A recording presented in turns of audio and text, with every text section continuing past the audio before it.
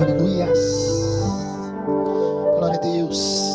Graça e paz, meus irmãos, pela oportunidade que nós estamos recebendo, mais uma vez, estar aqui ministrando as Escrituras Sagradas com os amados irmãos. Vira para o seu irmão, diga para ele que é importante que ele esteja aqui.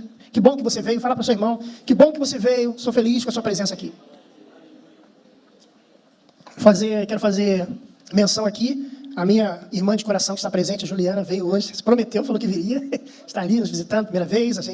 Eu conheço desde nascida do meu lado e sempre do meu lado é minha irmãzinha do meu coração. Amados, eu gostaria de pedir aos irmãos que abram as Escrituras Sagradas no livro de Gênesis, capítulo 6. Hoje nós vamos fazer algo um pouco diferente. Então vocês não estranhem ali pelo meio da mensagem algo que a gente vai fazer e vai estar realizando. Mas eu quero tranquilizá-los que a palavra de Deus será ministrada ipsis literi, como deve ser a palavra ministrada. Amém? Amados, quero agradecer, antes de ler aqui o texto, agradecer aos pastores, pastor Carlão, aos pastores desse ministério, ao corpo diaconal e, acima de tudo, ao bispo Lutero, que abre essa oportunidade, né? Para que todos nós possamos ministrar, aprender e estar fazendo a obra do Senhor. Está escrito aqui no livro de Gênesis, capítulo 6, nós vamos ler o versículo 1 e versículo 2. E aconteceu que, como os homens começaram a multiplicar sobre a face da terra, e lhes nasceram filhos e filhas, viu o Senhor que a maldade do homem se multiplicara sobre a terra, e que toda a imaginação dos pensamentos de seu coração era só má, continuamente. Então, arrependeu-se o Senhor de ter feito o homem sobre a terra, e lhe pesou em seu coração. Fechemos nossos olhos. Pai, no nome de Jesus, aqui estamos na tua presença. Traz a tua revelação, a revelação da tua palavra. Não traga, Senhor Deus, ensinos que possamos ter aprendido nos cursos, seminários, qualquer coisa, leitura de livros, mas traz a revelação do teu Espírito. Sem ela, Pai, não adianta estudos, diplomas, não adianta nada. Revelação que te peço em nome de Jesus. Amém. O texto aqui, ele começa falando sobre uma constatação de Deus. A Bíblia diz que Deus se arrependeu de ter o quê? De ter feito o homem. Mas aí a pessoa fala, mas Deus se arrepende? Porque nós, quando nos arrependemos, temos um sentimento de que nós fizemos algo de errado. Não era para eu ter feito isso. Eu me arrependo de fazer isso. A mensagem do Evangelho é baseada em quê? No arrependimento, na mudança de atitude, na mudança de rumo. Nós temos aqui um encontro de jovens que é chamado Giro 180. Isto é uma mudança radical na vida. E aqui, nesse sentido, a palavra em hebraico, eu fui lá no original, ou fui pelo menos na leitura do hebraico, e é vainachen, que significa estar triste. Ter uma íntima tristeza, uma tristeza profunda. Então não é um arrependimento humano. Deus não erra. Deus não é homem para mentir. E nem filho de homem para que se arrependa. Está ali em Números 23, versículo 19. Deus não é homem para que minta. Nem filho do homem para que se arrependa. Enquanto em Gênesis capítulo 6 é afirmado que Deus se arrependeu. Mas esse, na verdade, significa um grande pesar. Uma grande tristeza. O homem saiu dos planos de Deus, fugiu da vontade perfeita de Deus e fez o que ele quis. Ele sentiu um profundo pesar, uma profunda dor. Versículo 7. Ele começou a agir com a sua justiça. E ele disse, destruirei o homem que criei sobre a face da terra, desde o homem até o animal, até o réptil, até a ave dos céus, porque me arrependo, me entristeço, sinto uma dor imensa de tê-los feito. Deus aqui, ele chegou a uma conclusão, que ele poderia acabar com a raça humana que ele sabia que ia rejeitá-lo, a raça humana que ele sabia porque ele é onipotente, onisciente, onipresente, ele sabe de todas as coisas, mas mesmo assim, Deus olhou para a terra e ele encontrou uma pessoa que podia trazer esperança para a terra. Olha o que o texto diz, versículo 8, Noé, porém, achou graça aos olhos do Senhor. Amados irmãos, isso aqui eu estou tudo arrepiado agora, esse texto. Achou graça, irmãos. Agradou a Deus. Deus viu algo diferente nele. Amados, a minha pergunta de hoje é como eu posso ser útil na casa do Senhor? Como eu posso ser útil para o meu irmão? Como eu posso ser útil para a minha família? Como eu posso ser útil para a minha sociedade? Como eu posso ser útil? Como eu posso ser observado por Deus? Como eu posso achar graça aos olhos do Senhor? Será que Deus olha para mim e fala, olha, eu estou achando graça aos olhos. Meus olhos acham graça na vida do Alexandre. Será que eu convivo nisso? Será que eu tenho que esquecer que Deus está olhando para cada um de nós? Deus está olhando, Ele conhece a nossa vida. Ele sabe o que a gente está fazendo. Mas Deus, ele não tinha só um objetivo. Deus não queria destruir a terra só por um capricho. Deus não queria destruir a terra por um capricho. Mas ele queria trazer um ensino. Amados, Deus sempre vai trazer um ensino para a nossa vida. Não importa a situação. Aprenda sempre com o que acontece na sua vida, irmãos. Olha o que ele diz, versículo 12. Vamos pular ali. Então disse Deus a Noé: o fim de toda carne é vindo perante a minha face, porque a terra está cheia de violência. E eis que eu os desfarei com a terra. Veja que Deus aqui nesse versículo tem 3 coisas que a gente pode subdividir. Coisa de professor, já começa a dividir em tópicos. Primeiro tópico, olha o que o texto diz. O fim de toda carne é vinda sobre a face da terra. Primeira coisa, Deus avisou. Deus sempre avisa, irmãos. Deus não pega ninguém de surpresa. Deus nunca chega atrasado, como diz a canção. Amados, a segunda coisa, ele diz o motivo. Deus nunca vai fazer algo sem te falar por que ele está fazendo. Eu lembro que meu pai, antes de me dar uma boa surra quando eu aprontava, ou quando eu fazia uma coisa, ele falava: você vai apanhar por isso e por isso.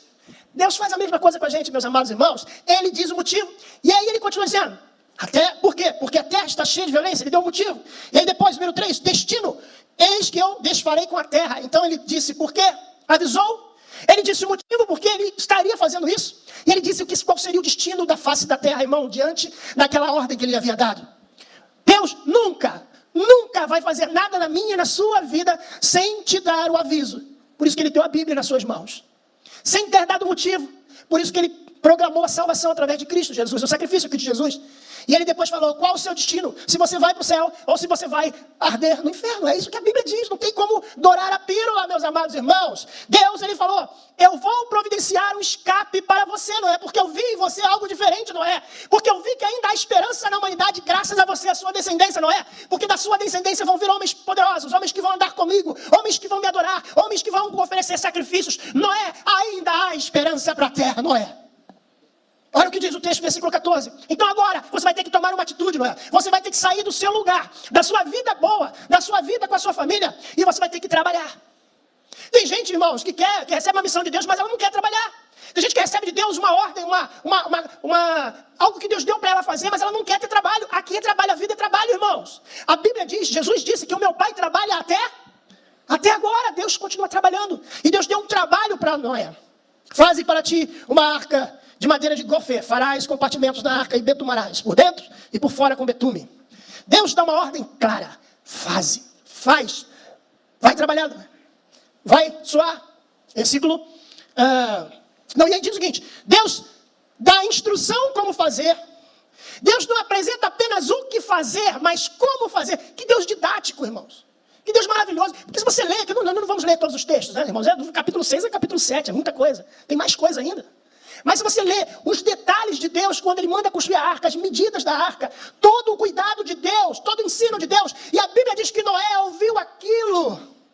Desta maneira farás. Olha como é que Deus fala. Desta maneira farás. Isto é, Noé não inventa moda. Às vezes, irmãos, Deus manda a gente fazer algo, às vezes Deus nos ordena fazer algo, e a gente quer colocar a nossa impressão digital. Fica melhor assim. Hoje nós temos ali uma guerra, né? uma inimizade entre primos, entre irmãos, praticamente irmãos, os árabes contra os judeus. Mas isso aconteceu, a Agar quis ajudar, a Sara quis ajudar o Deus, né? Nasceu Ismael. Amados, quando a gente quer ajudar Deus, a coisa não funciona. Como diz a linguagem, peço desculpas aos irmãos pela linguagem, mas deu ruim. Porque a gente quer colocar a nossa mão. E aí Deus falou: dessa maneira farás. Vai fazer como eu for falando, não inventa moda não. E aí a gente começa a dizer 300 côvados e ele diz. E aí a gente trazendo para o dia de hoje, a arca tinha 125 metros aproximadamente. Muito grande, irmãos. 28 metros de largura e 23 metros de altura. Era gigantesca. Para vocês terem uma ideia, quem já fez voo em avião comercial aí, levanta a mão. Avião comercial, Gol, Azul. A arca era um pouquinho mais que o dobro de pega 2 aviões comerciais, coloca um atrás do outro, e da ponta de um até a cauda do outro era o tamanho da arca. 2 aviões comerciais. Para você ter uma ideia do tamanho da arca. E algumas observações. Ela possuía 3 andares, totalizando 10.345 metros quadrados de área. Isso resultaria num volume total de cerca de 50.168 metros cúbicos e poderia suportar 13.960 toneladas. Essas medidas colocavam a Arca de Noé numa categoria de um grande navio. Um detalhe importante é que o livro de Gênesis 7:20 indica que quando a arca era toda carregada com todo o seu peso, para vocês terem uma ideia, ela afundou a sua metade para baixo, 15 côvagos. Que isso dá 7 metros, imagina 7 metros de altura para baixo, é como afundou a arca na água. Com essas dimensões, a arca tinha espaço suficiente para acomodar toda a carga destinada a ela. Estima-se que os animais ocuparam no máximo 56% do seu volume, enquanto o restante foi utilizado para armazenar alimentos e outros suprimentos essenciais para a sobrevivência. A arca deveria ser de gofer, termo hebraico para cipreste, pinho ou cedro. Se fosse cipreste, ela teria 1.200 toneladas, segundo os físicos da Universidade de Lancaster, no Reino Unido. Deus instruiu Noé a construir uma arca para preservar a vida durante o dilúvio imitente. Olha que construção que ele fez. Imagina, irmãos, o templo para construir esse templo. Eu não vou nem falar, minha pregação ela nem prevê falar sobre a construção da arca. Mas o objetivo de Deus era fazer com que Noé trabalhasse para preparar uma salvação. A salvação para aqueles que aceitassem. A primeira coisa que a gente vê aqui é que o Noé teve que obedecer à voz de Deus. Lembra que eu falei que não é para fazer do jeito que você quer? Nós temos que obedecer ao que Deus te manda. Se nessa noite você está em dúvida algo que Deus está te mandando, vai fazer o que Ele te mandou. Sabe por quê, irmãos? Porque a gente fica parado esperando o que vai acontecer. Não espera não, meu irmão. Se Deus te mandou fazer, mas Deus tem que ter te mandado fazer. Olha o que diz aqui. O chamado de Deus para o seu servo era para desenvolver a obediência. Somos às vezes chamados para um propósito e a gente questiona Deus. Não, mas por que o Senhor me chamou para fazer isso? Não questione, irmãos. Obedece na hora que Deus vai abençoar a sua vida, vai abençoar aquilo que você vai fazer. Você vai ter vitória no que você vai fazer e vai crescer em nome de Jesus. Obedece a voz de Deus. Conheça a voz de Deus. Ouça a voz de Deus. Olha o que diz Gênesis, capítulo 6, versículo 22. Assim fez Noé, conforme a tudo que Deus lhe mandou, e assim o fez. Se você for no capítulo 7, versículo 5 diz, e fez Noé conforme a tudo que o Senhor lhe ordenara. Agora, a segunda constatação que eu vejo nesse texto, nessa história, nesse momento maravilhoso é, Noé compartilhou a mensagem a todos. Ele sabia que ele tinha que apregoar. Gente, imagina, você vai começar a fazer um barco. Você tinha que pregar, a Bíblia diz que Noé era o pregoeiro da justiça, irmãos. Ele tinha uma responsabilidade de pregar para pessoas que não acreditavam. Pregar para pessoas que ele não sabia, gente. Ele estava ouvindo uma voz de um ser que vinha do céu, que ele tinha ouvido dos seus pais, que falava com aqueles que lhe agradavam, que lhe aprovessem. E ele ouviu aquela voz e ele falou, eu vou ter que obedecer essa voz. Ele começa a pregar a humanidade. A nossa missão é pregar a humanidade, para colocar esta humanidade na arca que é Jesus. O dilúvio está surgindo. Quem está duvidando que o dilúvio está surgindo, irmãos? Você está vendo as guerras e rumores de guerras. Você está vendo não a liberalidade, mas você está vendo a libertinagem que o mundo está se tornando, irmãos. Você está vendo que o homem está se tornando cada vez mais egoísta e egocêntrico. Isso é um sinal que vem algum tipo de dilúvio aí. E nós temos a mesma responsabilidade de Noé, que é falar, sai dessa sua vida e vai para a arca que é Jesus, amados. É nossa responsabilidade. Agora a gente fica na nossa vividinha, em casa, assistindo aqui o culto da igreja de Nova Vida. É confortável, é legal assistir de casa. Mas a Bíblia diz que nós temos que sair, nos movimentar e fazer a obra de Deus. Essa semana eu estava lá falando com a médica. Eu estou trabalhando no hospital, eu falo com a médica começou a chorar. Eu não sabia que ela era judia. Eu comecei a falar de que a salvação vem de Israel, e de que nós devemos orar pela paz de Israel. E ela começou a se emocionar, falou, porque eu estou sofrendo muito nesse momento. Parentes meus em bunkers, amados, nós temos que pregar, nós não podemos ter vergonha. É claro que eu não vou parar o meu trabalho para fazer isso, e foi um momento que eu podia falar aquilo para ela, e eu tenho certeza que ela saiu ali impactada, não com o que eu falei, mas com que a palavra de Deus foi ministrada àquela vida. Mas às vezes você está no seu trabalho e ninguém sabe que você é crente, mas também não precisa vir com a bandeirinha, com o boné, dizendo eu sou crente, mas vai com o seu testemunho. Aí ele vai dizer, ele é crente. Olha, meus amados irmãos, o que diz o texto. Deus quer que todos se arrependam. 2 Pedro, capítulo 2, versículo 5, diz, ele não poupou o mundo antigo, quando trouxe o dilúvio sobre aquele povo ímpio, mas preservou Noé, pregador da justiça, e mais 7 pessoas. A mensagem dada a Noé não foi rejeitada a princípio. Se você for parar para pensar, irmãos, a mensagem de Noé, de certa forma, ela impactou um grupo de pessoas. Sabe por quê? Ele começou a fazer uma construção. E isso gera o quê, irmãos? Curiosidade. Está construindo um negócio ali. O que é isso? O que é isso? Às vezes a sua pregação, você começa a falar, aquilo chama a atenção das pessoas. O que ele está falando ali? O que ele está falando aqui? Qual é a mensagem que ele está falando ali? Então, às vezes as pessoas vão se achegar e você vai estar pregando. E é importante você não perder o foco, porque às vezes a pessoa perde o foco e fala assim, não adianta, eu estou pregando, não está resolvendo nada. Eu estou falando de Jesus aqui, eu estou dando um folhetinho, não adianta nada. Para quem entregar esse folheto, não vai funcionar mesmo. Existem pessoas que vão dar atenção a você, pela tática talvez que você vai utilizar. E aí a Bíblia diz que ele pregava e as pessoas observavam ele. Olha, nem sempre as pessoas vão ouvir sua mensagem, vão se converter, eu quero dizer isso para você. Mas não desista de ser um pregoeiro da justiça como Noé fez. Ele continuou, ele tentou, e ele só conseguiu, irmãos, a família dele. Porque tem gente que quer ser amigo do evangelho, gosta da música gospel, vem, se emociona, gosta de ver os pastores pregarem. Eu gosto tanto do pastor tal. Eu vejo muito isso, irmão. Pessoas falam que eu gosto tanto, são amigos do evangelho, mas eles não querem se envolver. Só que as pessoas querem a arca e falam, olha como é que a arca é bonita, ela é grandiosa. Sabe, ele acha interessante a salvação, ele acha curioso. Olha, mas Jesus, ele era poderoso, realmente, mas não é para mim. Eu sou muito rico, eu sou médico, eu sou engenheiro, eu sou deputado, eu sou general. Eles não querem. E a Bíblia diz que eles rejeitaram, irmãos. Versículo 17 do capítulo 6 de Gênesis. Deus falou, porque estou para derramar água do dilúvio sobre a terra e consumir toda a carne. Noé e sua família entrou. Ele creu na promessa de Deus. Ele acreditou. Ele e a sua família. Hebreus 11, versículo 7 diz, pela fé, Noé, divinamente avisado das coisas que não se viam, temeu, e para a salvação de toda a sua família preparou a arca, pela qual condenou o mundo e foi feito herdeiro da justiça, que é segundo a fé. Aleluia. Número 3, terceira constatação. Noé confiou em Deus, irmãos, para fazer o que ele fez, tinha que confiar muito em Deus. Eu quero falar disso. É preciso confiar na palavra de Deus. É preciso confiar que Deus vai fazer, cumprir o seu plano final. Ele terminou a construção da arca. A Bíblia diz que os animais foram na direção dele. Diz aqui o versículo 7. E Noé entrou na arca, e com ele seus filhos, sua mulher e suas mulheres de seus filhos, por causa da água do dilúvio. A pergunta que eu faço aos irmãos, como é que o Noé foi caçar tantos animais? Será que ele foi caçar os animais? Será que ele, com seus filhos, passou anos caçando os animais? Quando era criança, eu imaginava isso. Mas a Bíblia tem resposta para tudo. Gênesis capítulo 6, versículo 20, diz assim, das aves segundo as suas espécies, do gado segundo as suas espécies, todo réptil da terra segundo as suas espécies, 2 de cada espécie, virão a ti. Amados irmãos, Deus colocou nestes animais um GPS sagrado e santo, irmãos.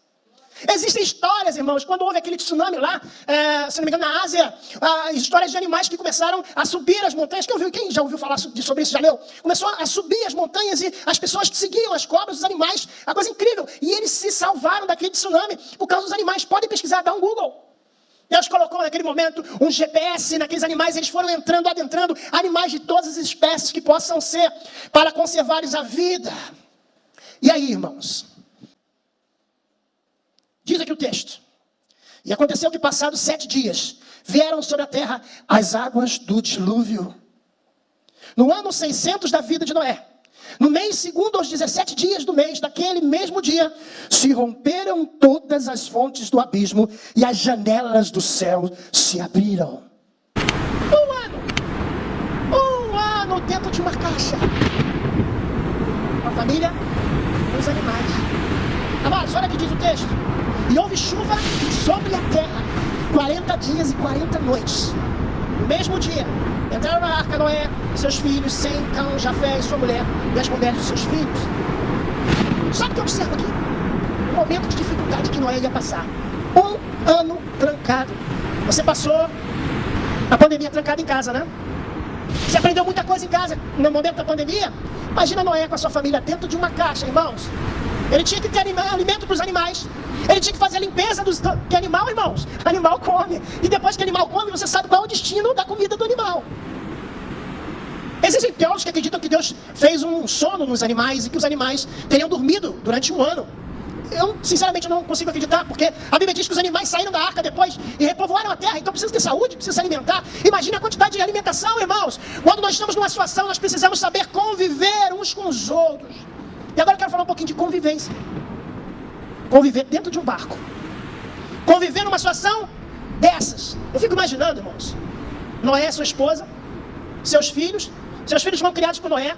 Agora imagina as noras, Noé, criados por outro tipo de família, outro tipo de cultura, outro tipo de aprendizado, talvez criados em outros deuses anteriormente, mas a Bíblia diz que eles estavam ali convivendo juntos e crendo que Deus iria trazer livramento para eles, dentro daquele momento. E eu me lembro um pouco da igreja. Nós estamos na arca da salvação, que é Jesus. Jesus, ele trouxe a salvação para a gente. E nós temos que aprender a viver uns com os outros dentro da igreja. Tem irmão que gosta de hino agitado. Tem irmão que gosta de hino de fogo. Tem irmão que gosta de hino da harpa do cantor cristão. Tem irmão que gosta de worship. E nós temos que aprender a conviver no meio da tempestade da vida. Conviver. Somando esses relatos que a Bíblia diz, a convivência é importante. Eles tinham que trabalhar juntos. Eles tinham que alimentar os animais juntos. Eles tinham que estar unidos, irmãos. Mais de um ano. A Bíblia diz que foram 375 dias dentro da arca. Trabalho. Imagina o cheiro, irmãos. Conviver com o cheiro. Às vezes a gente tem que conviver com o cheiro de alguns irmãos. É cheiro espiritual. Que são, às vezes, um defeito do irmão. Às vezes o irmão fala alto demais. Ou então, às vezes, o irmão fala baixo demais. Ou então, às vezes, o irmão fala demais. Ou então, o irmão não fala demais. Mas a gente tem que conviver e aprender a amar. E a chuva está caindo lá dentro. E a gente tem que aprender a conviver dentro da arca. Imagina, meus amados irmãos, barulho, som, a manutenção, a dúvida que talvez surgiu naquele momento que a chuva, será que essa arca vai aguentar? Talvez alguém ali naquela arca ali poderia ter pensado assim. Talvez, não posso elocubrar. A vida cotidiana é importante na nossa família. Nós passamos por tempestades na nossa vida e nós temos que saber fazer a nossa missão e manter a nossa família unida, porque se Noé conseguiu colocar a família unida para um propósito, irmãos, você pode colocar a sua família unida para o propósito que Deus te chamou. Porque a tempestade está lá fora, irmãos. Você tem que ficar unido com a sua família. A tempestade está lá fora e você tem que continuar unido com a sua igreja. A tempestade está lá fora e você tem que continuar o seu trabalho, limpando sujeira e sentindo o cheiro, aguentando um falando aqui, e aguentando o outro e convivendo para fazer a obra de Deus. Temos que aprender a tolerar os nossos irmãos. A Bíblia diz que, se possível, tenhas paz com todos os homens. Paz. Às vezes a gente chega na igreja e já entra na carne. Entra na igreja.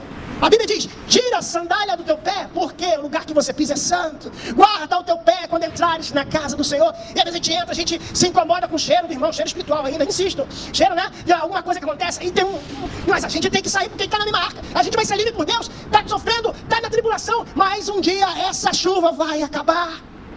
A chuva não é para sempre, irmãos. A chuva tem um período. Eu não sei qual é a chuva que tem na sua vida hoje. Eu não sei qual é o dilúvio que está na sua vida de hoje. Mas eu quero dizer para você que você está na arca que o Senhor preparou para você. Você não vai se afogar.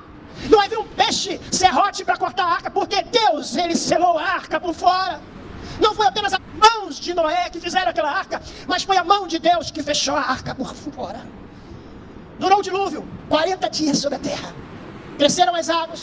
Levantaram a arca e ela se levou sobre a terra.